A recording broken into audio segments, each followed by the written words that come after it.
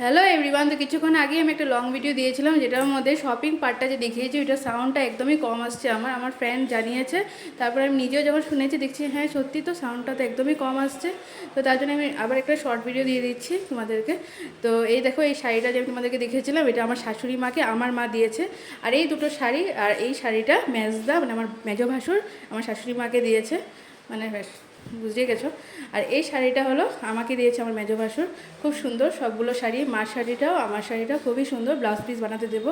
আর এই সুন্দর রেড শাড়িটা, রেড অ্যান্ড হোয়াইট শাড়িটা আমার শাশুড়ি মা আমাকে দিয়েছে, খুবই সুন্দর। তো এই শাড়িটা আমি পরবো কালী পুজোতে, ও বলেছে।